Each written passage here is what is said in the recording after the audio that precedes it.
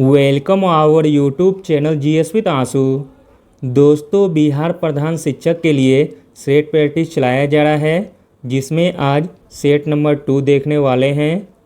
जो लोग 67वीं BPSC PT की तैयारी कर रहे हैं तो वो लोग भी इस सेट को ज़रूर लगाएं। वीडियो स्टार्ट करने से पहले दोस्तों आप लोगों से एक ही रिक्वेस्ट है, प्लीज़ दोस्तों वीडियो को लाइक एंड शेयर करें। कंटेंट तैयार करने में दोस्तों बहुत ही मेहनत किया जाता है। चलिए दोस्तों शुरू करते हैं। पहला प्रश्न है, किसी माध्यम में वस्तु की चाल एवं ध्वनि की चाल का अनुपात क्या कहलाता है? तो दोस्तों किसी माध्यम में वस्तु की चाल एवं ध्वनि की चाल का अनुपात कहलाता है मैक नंबर। अगला प्रश्न देखते हैं, प्रकाशमान वस्तु का प्रतिबिंब किस तरह के परावर्तन से बनता है? तो दोस्तों प्रकाशमान वस्तु का प्रतिबिंब नियमित परावर्तन से बनता है। ऑप्शन नंबर ए सही हो जाएगा। अगला प्रश्न देखते हैं, प्रकाश के विवर्तन की पहचान करना कठिन होता है। तो दोस्तों प्रकाश के विवर्तन की पहचान करना कठिन होता है कम तरंगदैर्घ्यता के कारण। अगला प्रश्न देखते हैं, प्रोटॉन की खोज का श्रेय किसे जाता है? तो दोस्तों प्रोटॉन की खोज का श्रेय जाता है गोल्डस्टीन को। अगला प्रश्न देखते हैं, तत्वों के रासायनिक गुण किस पर निर्भर करते हैं? तो दोस्तों तत्वों के रासायनिक गुण निर्भर करते हैं परमाणु संख्या पर। अगला प्रश्न देखते हैं दोस्तों, हरगोविंद खुराना को किस आविष्कार के लिए सम्मानित किया गया था? तो दोस्तों हरगोविंद खुराना को सम्मानित किया गया था जीन के संश्लेषण के लिए। ऑप्शन नंबर बी दोस्तों सही हो जाएगा। अगला प्रश्न देखते हैं, संसार का सबसे बड़ा पुष्प कौन सा है? तो दोस्तों संसार का सबसे बड़ा पुष्प है रेफलेशिया। अगला प्रश्न देखते हैं, जीवधारियों की मृत्यु के बाद जीवाणु किस तत्व को मुक्त करते हैं? तो दोस्तों जीवधारियों की मृत्यु के बाद जीवाणु गंधक तत्व को मुक्त करते हैं। अगला प्रश्न देखते हैं, किस मंडल की अंतिम सीमा अंतरिक्ष से प्रारंभ होती है? तो दोस्तों वह सीमा का नाम है बाह्य मंडल। बाह्य मंडल की अंतिम सीमा अंतरिक्ष से प्रारंभ होती है। अगला प्रश्न देखते हैं, क्योटो सम्मेलन किस तथ्य से संबंधित है? तो दोस्तों क्योटो सम्मेलन संबंधित है ग्रीन हाउस गैसों के उत्सर्जन की सीमा से। अगला प्रश्न देखते हैं, निपुण भारत मिशन के पायलट प्रोजेक्ट के लिए विशेषज्ञ कितने वर्ष की आयु वर्ग के बच्चों की खेल और गतिविधि आधारित शिक्षा के लिए डिजिटल पोर्टल तैयार करेंगे? तो दोस्तों निपुण भारत मिशन के पायलट प्रोजेक्ट के लिए विशेषज्ञ 3 से 9 वर्ष की आयु वर्ग के बच्चों की खेल और गतिविधि आधारित शिक्षा के लिए डिजिटल पोर्टल तैयार करेंगे। अगला प्रश्न देखते हैं, मंत्रिमंडल ने पश्चिमी चंपारण के वाल्मीकि नगर में महिला स्वाभिमान विशेषक सशस्त्र पुलिस बल के जवानों के लिए नई योजना से भवन निर्माण हेतु कितने करोड़ रुपए के प्रस्ताव को स्वीकृति किया है? तो दोस्तों मंत्रिमंडल ने पश्चिमी चंपारण के वाल्मीकि नगर में महिला स्वाभिमान विशेषक सशस्त्र पुलिस बल के जवानों के लिए नई योजना से भवन निर्माण हेतु 72.82 करोड़ रुपए के प्रस्ताव को स्वीकृति किया है। अगला प्रश्न देखते हैं, वाहनों को कबाड़ घोषित कर उसकी जगह नए वाहन की खरीद पर राज्य सरकार मोटर वाहन टैक्स में छूट देगी। इसके तहत निजी और व्यावसायिक वाहनों की खरीद पर टैक्स में क्रमशः कितनी प्रतिशत छूट मिलेगी? तो दोस्तों वाहनों को कबाड़ घोषित कर उसकी जगह नए वाहन की खरीद पर राज्य सरकार मोटर वाहन टैक्स में छूट देगी। इसके तहत निजी और व्यावसायिक वाहनों की खरीद पर टैक्स में क्रमशः 25% तथा 15% छूट मिलेगी। अगला प्रश्न देखते हैं, बिहार राज्य में कितने नए नगर निकाय बनाए गए हैं? तो दोस्तों बिहार राज्य में 3 नए नगर निकाय बनाए गए हैं। अगला प्रश्न देखते हैं, केंद्र प्रायोजित प्रधानमंत्री सूक्ष्म उद्योग उन्नयन योजना के लिए कितने रुपए की खर्च की स्वीकृति दी गई है? तो दोस्तों केंद्र प्रायोजित प्रधानमंत्री सूक्ष्म खाद्य उद्योग उन्नयन योजना के लिए 128.10 करोड़ रुपए की खर्च की स्वीकृति दी गई है। अगला प्रश्न देखते हैं, आरा में एथेनॉल फैक्ट्री हेतु कितने करोड़ की निवेश की मंजूरी राज्य कैबिनेट ने दी है? तो दोस्तों आरा में इथेनॉल फैक्ट्री हेतु 168.42 करोड़ रुपए की मंजूरी कैबिनेट ने दी है। अगला प्रश्न देखते हैं, केंद्रीय बजट 2021-22 के अनुसार भारतमाला फेज 2 परियोजना के तहत कितने किलोमीटर सड़कें बनाई जाएगी? तो दोस्तों केंद्रीय बजट 2021-22 के अनुसार भारतमाला फेज 2 परियोजना के तहत 5000 किलोमीटर सड़कें बनाई जाएगी। अगला प्रश्न देखते हैं, केंद्रीय बजट 2022-23 में वायु प्रदूषण से निपटने के लिए कितनी राशि आवंटित की गई है? तो दोस्तों केंद्रीय बजट 2022-23 में वायु प्रदूषण से निपटने के लिए 3030 करोड़ रुपए की राशि आवंटित की गई है। अगला प्रश्न देखते हैं, केंद्रीय बजट 2022-23 के अनुसार सकल घरेलू उत्पाद घाटे का लक्ष्य क्या है? तो दोस्तों केंद्रीय बजट 2022-23 के अनुसार सकल घरेलू उत्पाद घाटे का लक्ष्य है 3.8%।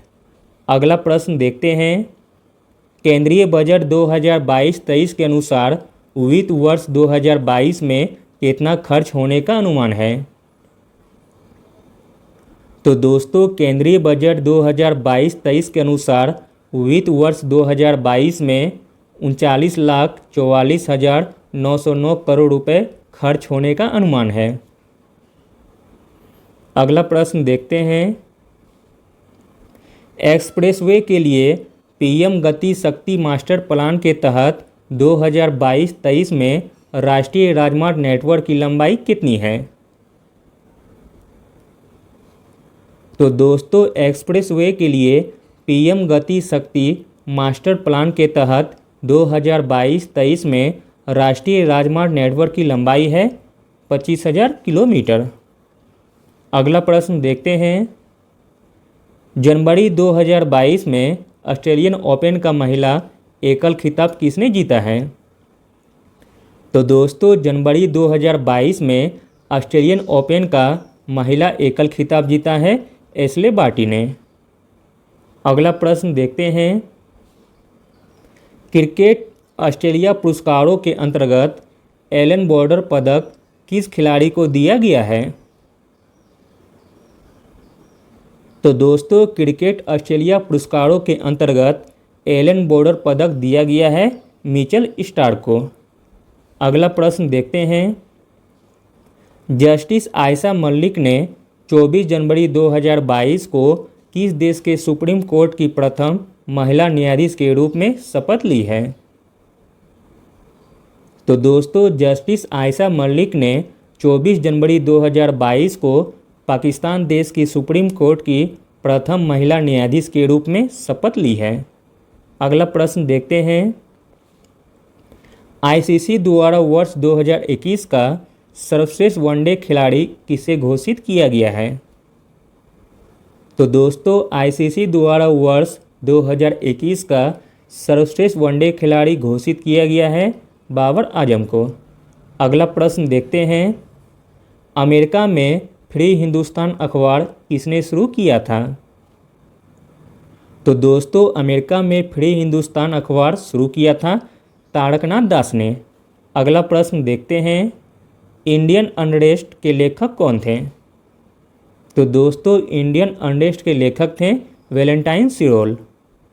अगला प्रश्न देखते हैं, गांधी जी का चंपारण सत्याग्रह किससे जुड़ा था? तो दोस्तों गांधी जी का चंपारण सत्याग्रह जुड़ा था तिनकटिया पद्धति से। अगला प्रश्न देखते हैं, उल गुलान विद्रोह किससे जुड़ा था? तो दोस्तों उल गुलान विद्रोह जुड़ा था बिरसा मुंडा से। अगला प्रश्न देखते हैं, मुंगेर का बढ़िया ताल विरोध का उद्देश्य क्या था? तो दोस्तों मुंगेर का बढ़िया ताल विरोध का उद्देश्य था बकासत भूमि की वापसी की मांग। अगला प्रश्न देखते हैं दोस्तों, बिहार बंगाल से कब पृथक हुआ था? तो दोस्तों बिहार बंगाल से पृथक हुआ था 1912 में। अगला प्रश्न देखते हैं, पटना उच्च न्यायालय की स्थापना कब हुई थी? तो दोस्तों पटना उच्च न्यायालय की स्थापना हुई थी 1916 में, जबकि पटना संग्रहालय की स्थापना हुई थी 1917 में। अगला प्रश्न देखते हैं, 1930 और 1931 में बरही कांग्रेस ने सफलतापूर्वक अंग्रेजी हुकूमत को किस जिले में नाकाम कर दिया था? तो दोस्तों वह जिला था मुंगेर। 1930 और 1931 में बरही कांग्रेस ने सफलतापूर्वक अंग्रेजी हुकूमत को मुंगेर जिले में नाकाम कर दिया था। अगला प्रश्न देखते हैं, किस वर्ष में हिंदुस्तान रिपब्लिकन एसोसिएशन की स्थापना हुई थी? तो दोस्तों 1924 में हिंदुस्तान रिपब्लिकन एसोसिएशन की स्थापना हुई थी। अगला प्रश्न देखते हैं, भारतीय राष्ट्रीय कांग्रेस की प्रथम महिला अध्यक्ष का नाम बताइए। तो दोस्तों भारतीय राष्ट्रीय कांग्रेस की प्रथम महिला अध्यक्ष का नाम है एनी बेसेंट, जबकि भारतीय पूछेगा तो इसका आंसर होगा सरोजिनी नायडू। अगला प्रश्न देखते हैं, पंडित जवाहरलाल नेहरू ने कांग्रेस के किस अधिवेशन में सर्वप्रथम भाग लिया था?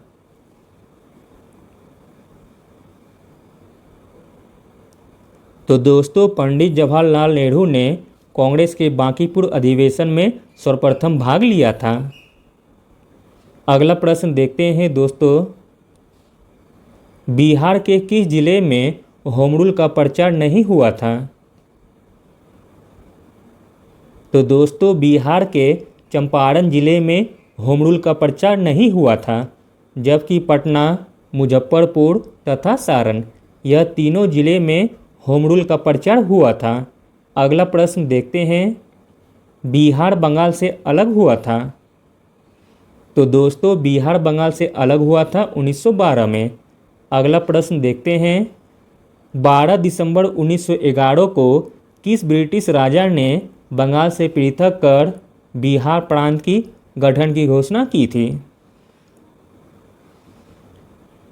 तो दोस्तों वह ब्रिटिश राजा थे जॉर्ज पंचम। अगला प्रश्न देखते हैं, 30 अप्रैल 1908 के मुजफ्फरपुर बम कांड में किसकी हत्या का प्रयास किया गया था? तो दोस्तों 30 अप्रैल 1908 के मुजफ्फरपुर बम कांड में जज किंग्सफोर्ड की हत्या का प्रयास किया गया था। अगला प्रश्न देखते हैं, भील जाति कहाँ पाई जाती है?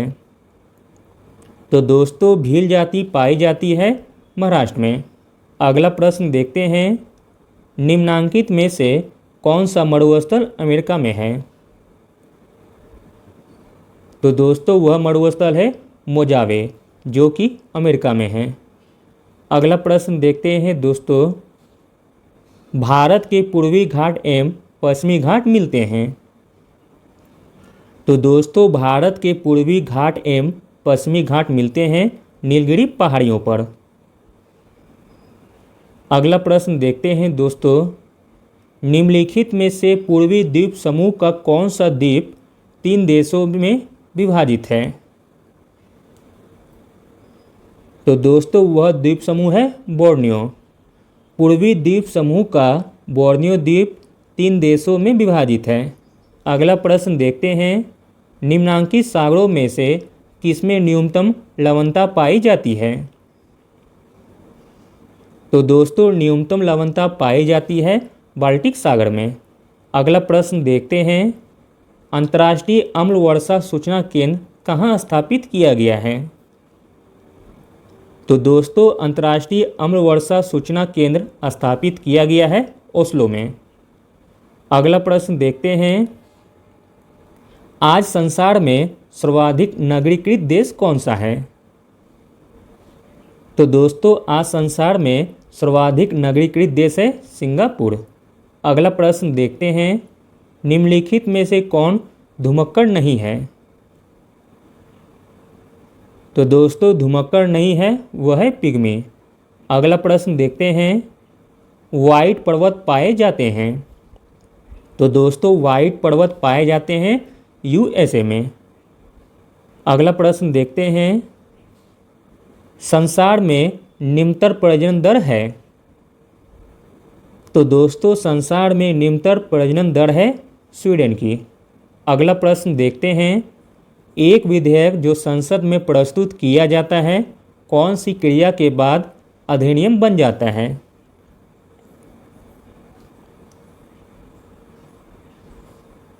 तो दोस्तों एक विधेयक जो संसद में प्रस्तुत किया जाता है जब राष्ट्रपति अपनी सहमति दे देता है तो वह अधिनियम बन जाता है।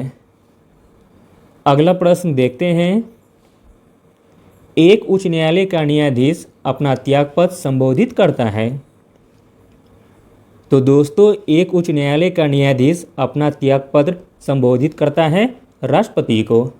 अगला प्रश्न देखते हैं, एक गैर सदस्य के रूप में संसद के किसी एक सदन की कार्यवाही में भाग ले सकता है? तो दोस्तों वह है मान्यवादी। अगला प्रश्न देखते हैं, भारतीय संविधान में कितनी भाषाएं क्षेत्रीय भाषाओं के रूप में मान्यता प्राप्त है? तो दोस्तों भारतीय संविधान में 22 भाषाएं क्षेत्रीय भाषाओं के रूप में मान्यता प्राप्त है। अगला प्रश्न देखते हैं, संघ लोक सेवा आयोग की नियुक्ति कौन करता है?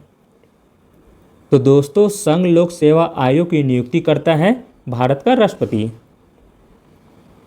अगला प्रश्न देखते हैं, अगला प्रश्न है दोस्तों, इनमें से कौन राज्य के नीति निदेशक सिद्धांतों में सम्मिलित नहीं है? तो दोस्तों राज्य के नीति निदेशक सिद्धांतों में सम्मिलित नहीं है वह है सूचना का अधिकार, जबकि मद्य निषेध, काम का अधिकार, समान कार्य हेतु समान वेतन यह तीनों दोस्तों नीति निदेशक सिद्धांतों में सम्मिलित है। अगला प्रश्न देखते हैं, 6 वर्ष की आयु से 14 वर्ष की आयु के बीच के सभी बच्चों को शिक्षा का अधिकार है? तो दोस्तों यह है मौलिक कर्तव्य है। अगला प्रश्न देखते हैं, निम्नलिखित में से कौन सा एक प्रस्ताव भारत की मंत्रिपरिषद रख सकती है? तो दोस्तों वह प्रस्ताव है विश्वास प्रस्ताव जो भारत में मंत्रिपरिषद रख सकती है। अगला प्रश्न देखते हैं, निम्नलिखित में से कौन सा एक व्यय भारत की संचित निधि पर भारित नहीं है? तो दोस्तों वह व्यय का नाम है भारत के उपराष्ट्रपति का वेतन तथा भत्ते, जो कि भारत की संचित निधि पर भारित नहीं है। अगला प्रश्न देखते हैं, संसद द्वारा संकट काल की घोषणा का अनुमोदन कितनी अवधि के अंतराल में होना आवश्यक है? तो दोस्तों संसद द्वारा संकट काल की घोषणा का अनुमोदन 1 माह अवधि के अंतराल में होना आवश्यक है।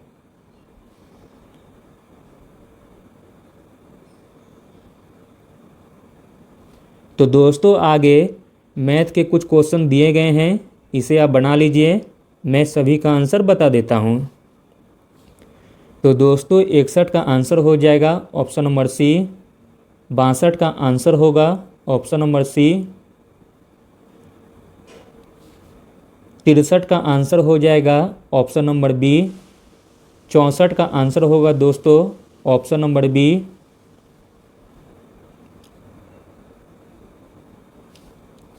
65 का आंसर हो जाएगा ऑप्शन नंबर ए। 66 का आंसर होगा दोस्तों ऑप्शन नंबर डी। 67 का आंसर हो जाएगा ऑप्शन नंबर ए। 68 का आंसर होगा ऑप्शन नंबर ए। 69 का आंसर हो जाएगा ऑप्शन नंबर सी। 70 का आंसर हो जाएगा ऑप्शन नंबर ए। 71 का आंसर हो जाएगा ऑप्शन नंबर डी। 72 का आंसर होगा ऑप्शन नंबर बी। 73 का आंसर हो जाएगा ऑप्शन नंबर डी। 74 का आंसर हो जाएगा ऑप्शन नंबर डी। और 75 का आंसर होगा ऑप्शन नंबर ए। चलिए दोस्तों आगे देखते हैं डीएलएड विषय से 75 प्रश्न को। पहला प्रश्न है, निम्न में से कौन शैक्षिक उद्देश्यों को निर्धारित करने में सहयोग करते हैं? तो दोस्तों शैक्षिक उद्देश्यों को निर्धारित करने में सहयोग करते हैं विषयगत ज्ञान, मूल्यों का महत्व, कला का स्थान। तो दोस्तों इसका राइट आंसर हो जाएगा ऑप्शन नंबर डी, उपरोक्त सभी। अगला प्रश्न देखते हैं, स्कूल और घर के बीच अलगाव वाले विचार किस भारतीय दार्शनिक के हैं? तो दोस्तों स्कूल और घर के बीच अलगाव वाले विचार रविन्द्रनाथ टैगोर के हैं। अगला प्रश्न देखते हैं, द्वितीयक समूह के विषय में क्या सत्य है? तो दोस्तों द्वितीयक समूह के विषय में जो सत्य है वह है परिवार के बाहर। अगला प्रश्न देखते हैं, बालक द्वारा स्वयं के अलावा दूसरों के हितों की जानकारी रखना किस तरह का मूल्य है? तो दोस्तों यह है लोकतांत्रिक मूल्य। अगला प्रश्न देखते हैं, शिक्षा के विभिन्न स्वरूपों को स्थापित करना किसका कार्य है? तो दोस्तों शिक्षा के विभिन्न स्वरूपों को स्थापित करना कार्य है दर्शन शास्त्र का। अगला प्रश्न देखते हैं, शिक्षा बालक में सुसंस्कृत एवं लोकतांत्रिक मूल्यों का विकास करें। तो दोस्तों शिक्षा बालक में सुसंस्कृत एवं लोकतांत्रिक मूल्यों का विकास है व्यापक उद्देश्य। अगला प्रश्न देखते हैं, किस भारतीय दार्शनिक के अनुसार शिक्षा का उद्देश्य रामराज की स्थापना होनी चाहिए? तो दोस्तों वह भारतीय दार्शनिक है महात्मा गांधी। महात्मा गांधी के अनुसार शिक्षा का उद्देश्य रामराज की स्थापना होनी चाहिए। अगला प्रश्न देखते हैं, निम्नांकित में से कौन प्रकृतिवादी है? तो दोस्तों इसमें प्रकृतिवादी हो जाएगा रविन्द्रनाथ टैगोर। अगला प्रश्न देखते हैं, निम्नांकित में से कौन आदर्शवादी है? तो दोस्तों इसमें आदर्शवादी हो जाएगा महात्मा गांधी और प्रकृतिवादी हो जाएगा रविन्द्रनाथ टैगोर। अगला प्रश्न देखते हैं, आप स्कूल के बाहर अपने किसी छात्र के किस प्रकार से व्यवहार करेंगे? तो दोस्तों हम व्यवहार करेंगे समान व्यवहार। अगला प्रश्न देखते हैं, शिक्षण क्या है? तो दोस्तों शिक्षण है एक कौशल। अगला प्रश्न देखते हैं, शिक्षा तभी सार्थक होती है तब। तो दोस्तों शिक्षा तभी सार्थक होती है तब छात्र केंद्रित हो। अगला प्रश्न देखते हैं, समाजीकरण की प्रक्रिया के प्रारंभ होने की अवस्था है।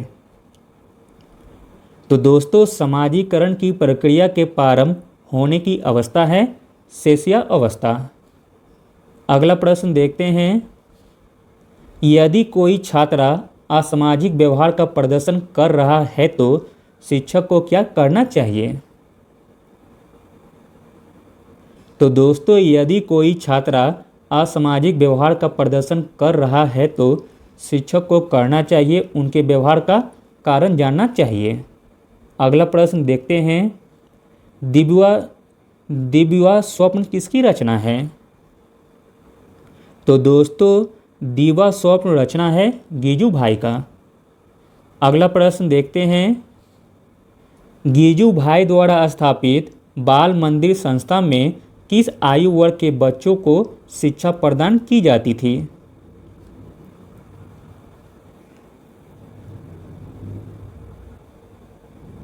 तो दोस्तों, गीजू भाई द्वारा स्थापित बाल मंदिर संस्था में 2.5 से लेकर 6 वर्ष के आयु वर्ग के बच्चों को शिक्षा प्रदान की जाती थी। अगला प्रश्न देखते हैं, रविन्द्रनाथ टैगोर को गीतांजलि पर नोबेल पुरस्कार कब मिला था? तो दोस्तों, रविन्द्रनाथ टैगोर को गीतांजलि पर नोबेल पुरस्कार मिला था 1913 में। अगला प्रश्न देखते हैं, रविन्द्रनाथ टैगोर धर्म को किस रूप में स्वीकार करते थे? तो दोस्तों, रविन्द्रनाथ टैगोर धर्म को स्वीकार करते थे मानव सेवा के रूप में। अगला प्रश्न देखते हैं, हिंद स्वराज पुस्तक सर्वप्रथम किस अखबार में प्रकाशित हुई थी? तो दोस्तों, हिंद स्वराज पुस्तक सर्वप्रथम इंडियन ओपिनियन अखबार में प्रकाशित हुई थी। अगला प्रश्न देखते हैं, महात्मा गांधी ने सर्वप्रथम किस आश्रम की स्थापना की थी? तो दोस्तों, महात्मा गांधी ने सर्वप्रथम फिनिक्स आश्रम की स्थापना की थी। अगला प्रश्न देखते हैं, सूर्योदय दर्शन के प्रवर्तक कौन थे? तो दोस्तों, सूर्योदय दर्शन के प्रवर्तक थे महात्मा गांधी। अगला प्रश्न देखते हैं,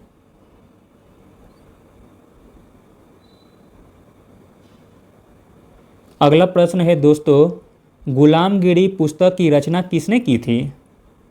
तो दोस्तों, गुलामगिरी पुस्तक की रचना की थी ज्योतिबा फुले ने।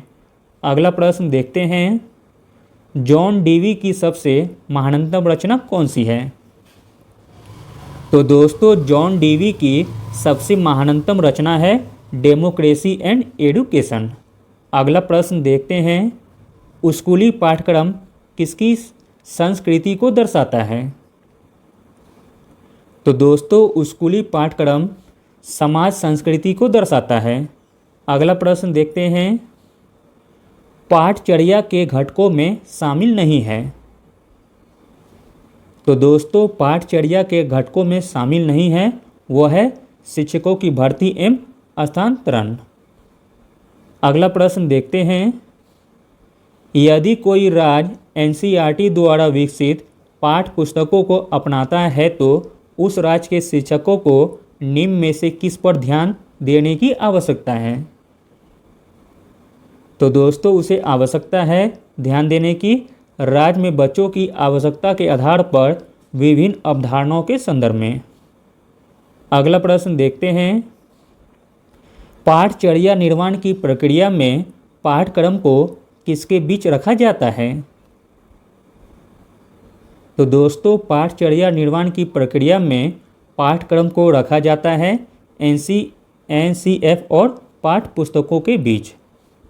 अगला प्रश्न देखते हैं, एक पाठ्यक्रम है। तो दोस्तों, एक पाठ्यक्रम है, इसे सभी पाठ्य पुस्तकों को विकसित करने के बाद विकसित किया जाता है। अगला प्रश्न देखते हैं, गुप्त पाठचर्या है। तो दोस्तों, गुप्त पाठचर्या है अध्ययन के औपचारिक पाठ्यक्रम का हिस्सा नहीं हो सकता है। अगला प्रश्न देखते हैं, पाठचर्या के तत्वों की व्यवस्था को किस रूप में जाना जाता है? तो दोस्तों, पाठचर्या के तत्वों को जाना जाता है पाठचर्या प्रारूप के रूप में। अगला प्रश्न देखते हैं, शिक्षा आयोग 1964-1966 के अनुसार पूर्व प्राथमिक शिक्षा के क्या उद्देश्य हैं? तो दोस्तों, इसका राइट आंसर हो जाएगा उपरोक्त सभी। भाषा विकास, उचित संवेगात्मक विकास, अच्छी स्वच्छ आदतें। अगला प्रश्न देखते हैं। अगला प्रश्न है दोस्तों, मंद बुद्धि बालकों के शिक्षण विधि की विशेषता है। तो दोस्तों इसका राइट आंसर हो जाएगा ऑप्शन नंबर डी, उपरोक्त सभी। मूर्त माध्यम में शिक्षा, कक्षा का आकार छोटा, वास्तविक परिस्थिति, स्थान पर शिक्षा जिसके विषय में शिक्षा देनी है। अगला प्रश्न देखते हैं। निम्न में से कौन फ्रोवेल की शिक्षा का उद्देश्य नहीं है। तो दोस्तों फ्रोवेल की शिक्षा का उद्देश्य नहीं है, वह है उपरोक्त सभी।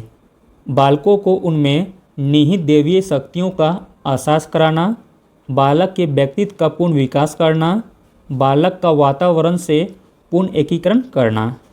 अगला प्रश्न देखते हैं। किसने कहा 3H द्वारा शिक्षा देने पर अवश्य आ जाएगी। तो दोस्तों यह कहा था महात्मा गांधी ने। महात्मा गांधी ने कहा था 3H द्वारा शिक्षा देने पर अवश्य आ जाएगी।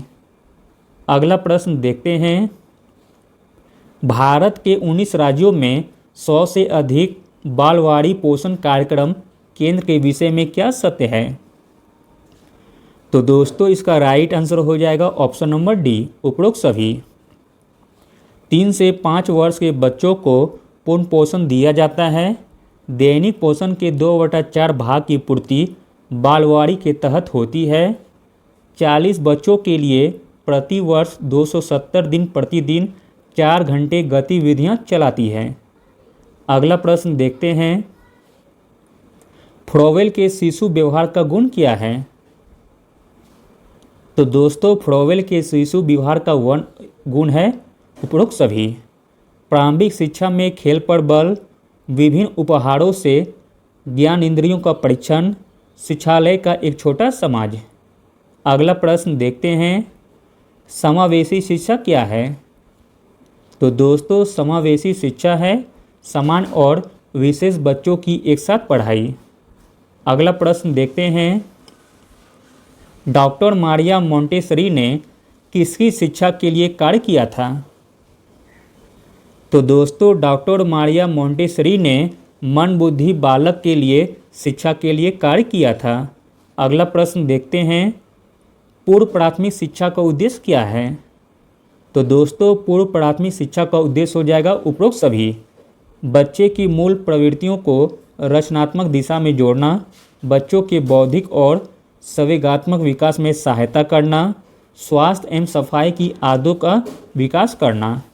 अगला प्रश्न देखते हैं। इन मासूमों की खुशियों क्यों लौटी जो इतनी जल्दी बीत जाती है।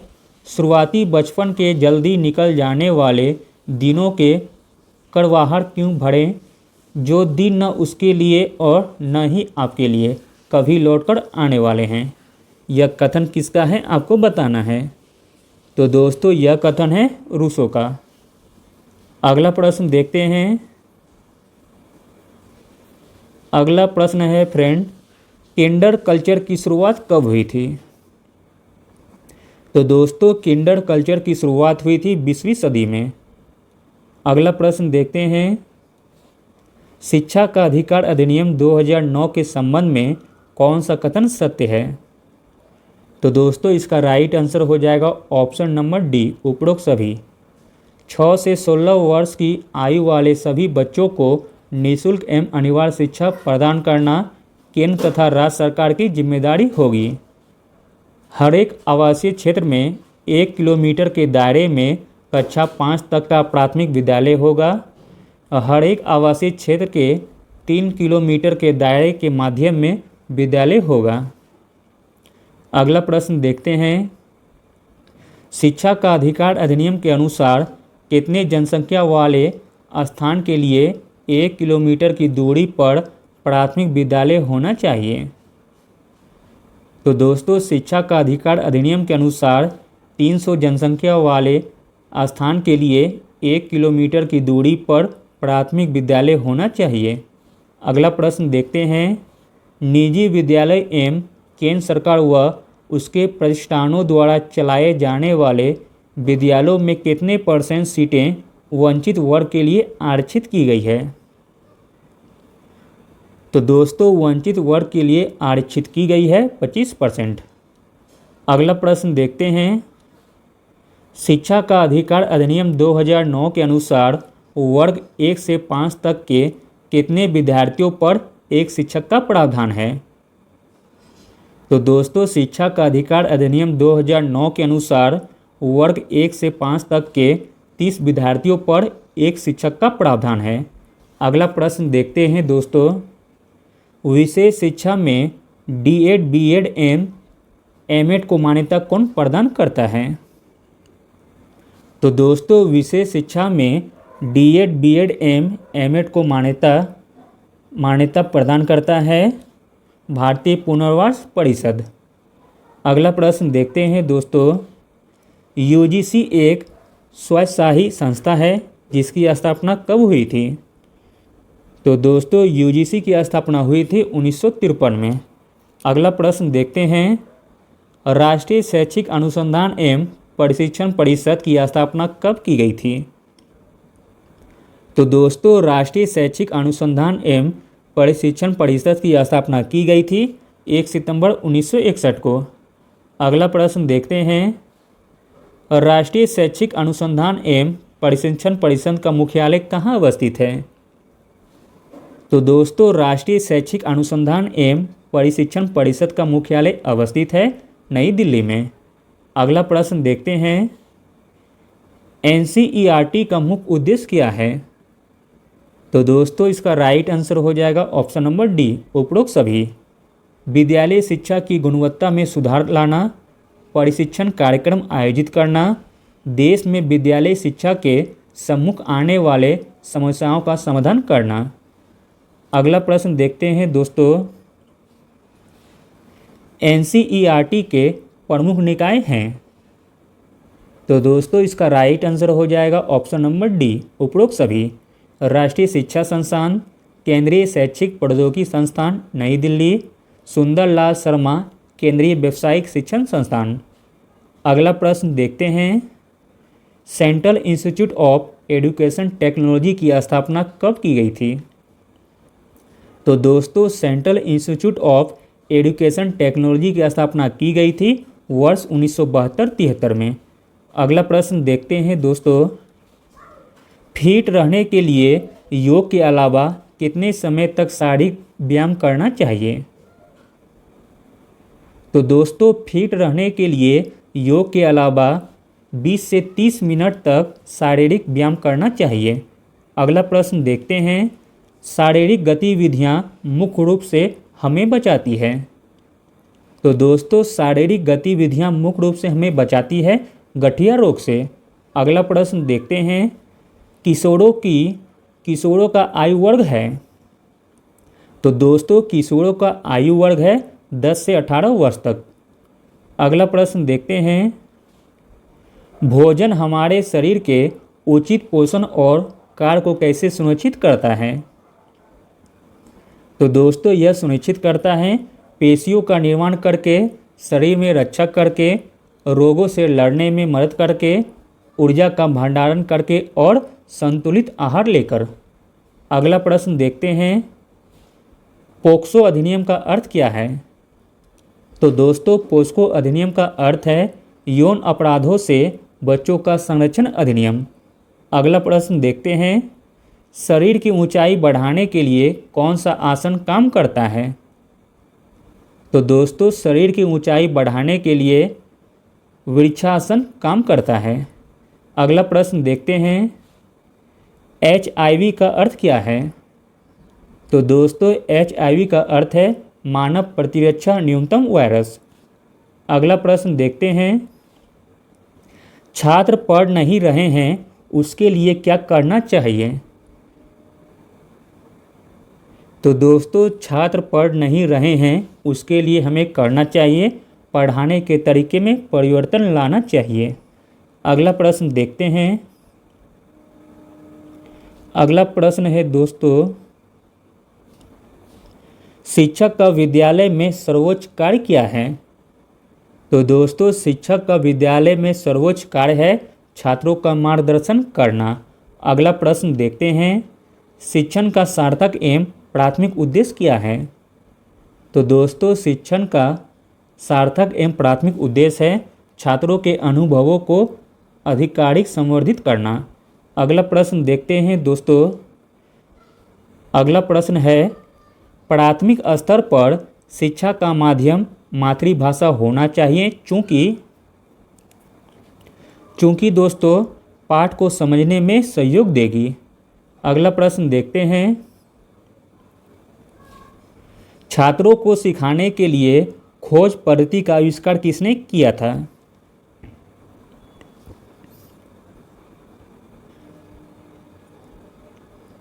तो दोस्तों छात्रों को सिखाने के लिए खोज पद्धति का आविष्कार किया गया है हाई स्कूल स्तर पर।